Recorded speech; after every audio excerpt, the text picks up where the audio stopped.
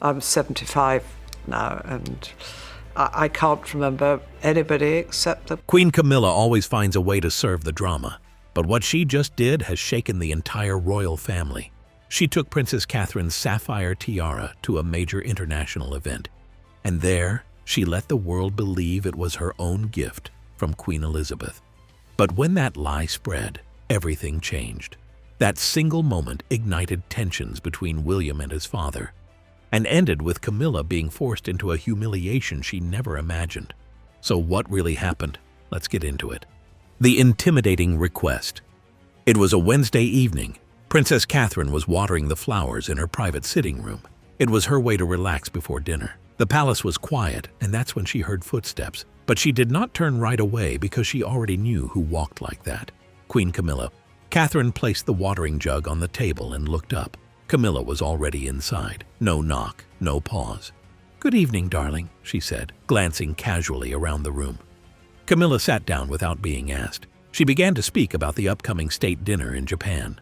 Leaders and guests were coming from around the world, and she wanted to look impressive. She said she had chosen a navy blue dress and wanted something that would match it perfectly. Her eyes rested on Catherine. The request was clear. She wanted Catherine's sapphire wedding tiara, the one Queen Elizabeth had given to her. The air felt heavy. This was not just a royal piece. It was the sign that Catherine belonged in the family. Catherine tried to explain. Prince William was away for 3 days, and there were formal papers that needed his signature. She said they should wait until he came back, but Camilla brushed it aside. She said everything had already been arranged. She only needed Catherine to give it to her by her own hands. There was no space to refuse, because saying no would look rude and disloyal. So Catherine agreed quietly. Her hands were calm, but her heart was not. She opened the box and gave Camilla the tiara. Camilla left the room smiling, but Catherine stayed frozen in place, unsure and shaken. She had no idea that what came next would wound her far deeper. The misclaimed crown. It was one of the most luxurious state dinners Japan had ever hosted. Guests from every corner of the world filled the golden hall, and in the center of it all, Queen Camilla. She walked in wearing a deep navy gown. On her head sat the sapphire tiara, Catherine's tiara. The lights caught the sapphires, and they burned brighter than anything else in the room. Camilla smiled gracefully, enjoying the attention. Every compliment felt like a victory. She looked proud, maybe too proud. And then came the mistake. A reporter, speaking live on camera, said the tiara was a gift from Queen Elizabeth to Camilla. His words echoed through the hall, and nobody corrected him. Within minutes, other reporters repeated it. News alerts spread, and people around the world believed the tiara belonged to Camilla. Back in London, Catherine sat alone in her room. She had planned a quiet night with a book, but her phone would not stop buzzing. She turned on the television. There it was, the headline, "Queen Camilla shines in her sapphire tiara, gifted by Queen Elizabeth." Her heart dropped. She felt something inside her fall apart.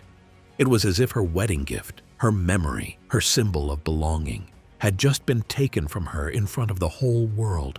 She never imagined she would lose her tiara like this, not by force, but by a lie that was now everywhere. Camilla, on the other hand, was over the moon. She enjoyed every camera flash, but she had no clue. Tomorrow, Prince William would do something she never saw coming. Prince gets furious. The next evening, Prince William returned to the palace. He looked exhausted, and all he wanted was to see Catherine before resting. But as he walked toward her rooms, he was stopped by Lady Bristow, an elderly servant William deeply trusted. Her voice trembled. "Your Highness, I must tell you something important." William knew instantly something was wrong. Lady Bristow told him everything. How Catherine had been unusually quiet the past 2 days. How she seemed nervous, almost intimidated. And everything about that sapphire tiara. William listened in disbelief. He had always believed the palace was the safest place for his wife. But now he realized Catherine had been facing all of this alone. His face hardened. He wasted no time and went straight to meet King Charles. But Charles, calm as always, brushed it aside. "William, the sapphire tiara is part of royal property. It belongs to the crown. It must be used to serve the family's public image." William immediately understood. This conversation was pointless. He apologized politely, but inside, he was burning. He had already decided. He would speak directly to Queen Camilla to settle this once and forever. But before making his move, he returned to Catherine's room, because he needed to see how deeply she was affected. He entered quietly. Catherine was sitting by the window, lost in thought. William rushed to her, took her hands gently. "I know everything," he whispered. "Don't worry, I'll take care of this." Catherine shook her head immediately. "Please, don't do anything that might cause chaos. I'm fine, really." But William knew she wasn't. He could see it in her eyes. The fear, the exhaustion. He held her for a long moment, comforting her. But he didn't tell her what he was going to do the next day. Camilla confronts William. The message reached Queen Camilla quietly, delivered by her private secretary. "Your Majesty, Prince William has requested a private audience tomorrow, 9 in the morning, here at Clarence House." William chose the location on purpose. Meeting her in her residence signaled respect, not challenge. The next morning, he arrived on time. Clarence House was still in its gentle morning quiet when he was shown into a drawing room where Camilla was waiting. He greeted her, and she returned it with the same formality. William did not wander around the subject. It was about Catherine and the sapphire tiara. Camilla listened, then answered with calm certainty. "The tiara is crown property. It was reassigned in the usual manner." Her tone suggested the matter should have been simple, but William continued, saying Catherine had been embarrassed publicly without being told beforehand. Camilla replied that such changes were not personal and that Catherine would learn to navigate them. William's response was quiet but firm. "She's the future queen. She deserves respect." And you know what Camilla said in reaction? "And I am the queen now." The room seemed to tighten around them. What began as a measured discussion grew sharper. Camilla suggested Catherine was being overly sensitive. William felt she was being dismissed unfairly. Their voices rose, not in rage, but from conviction. Neither would yield. The sound carried into the corridor. Staff paused. Quiet footsteps slowed. And within minutes, news spread that William and the Queen were in a heated dispute. By evening, the rumor reached Buckingham Palace. By the next morning, King Charles was fully informed.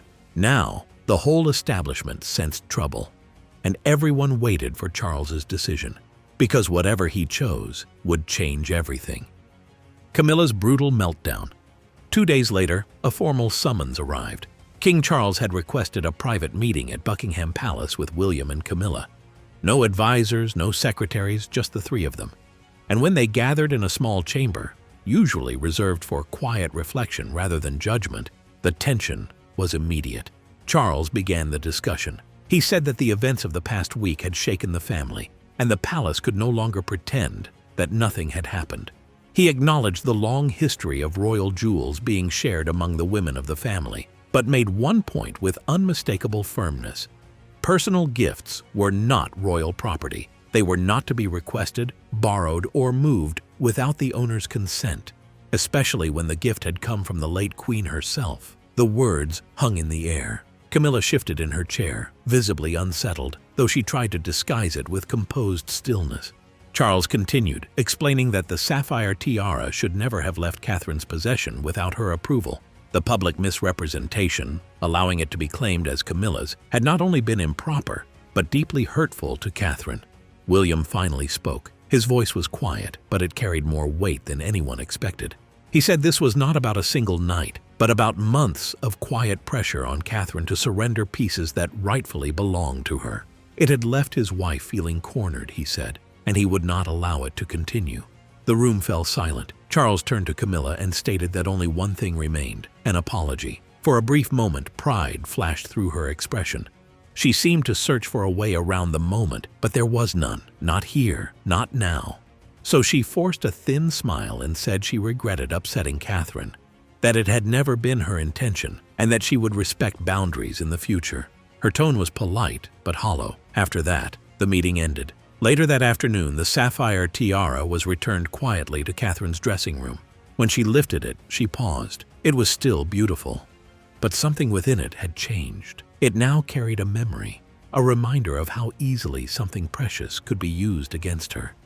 She closed the box carefully, not with fear, but with dignity, because she had seen how William had stepped fully into the storm on her behalf, and that mattered more than any jewel or title. Now, the matter has finally settled, and life at the palace is back to normal. But one question remains. Did William handle the situation correctly, or should he have taken a different approach? Let us know what you think in the comments.